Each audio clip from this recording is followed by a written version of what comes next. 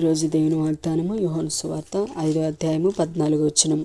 అటు తర్వాత యేసు దేవాలయములో వానిని చూచి, ఇదిగో స్వస్థత నొందితివి, మరి ఎక్కువ కీడు నీకు కలుగుకుండునట్లు ఇకను పాపము చేయకమని చెప్పగా.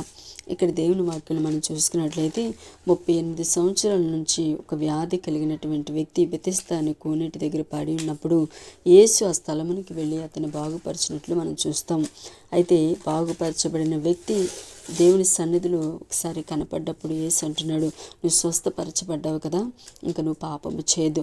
ఒకవేళ నువ్వు స్వస్థపరచబడిన తర్వాత లోకం వైపుకు మళ్ళా పాపం జోలికి నువ్వు వెళ్ళినట్లయితే ఇంతకు ముందు కన్నా మరలా ఎక్కువ కీడు నీకు కలుగుతుంది. మనలో చాలామందికి ఇంతకు ముందు కన్నా ఇప్పుడు ఇంకా ఎక్కువ సమస్యలు, ఎక్కువ కీడు, ఎక్కువ అనారోగ్యం అనుభవించడానికి కారణం ఏంటంటే దేవుని రుచి ఎరిగిన తర్వాత మళ్ళా పాపం చేస్తే మరి ఎక్కువ కీడు మనకి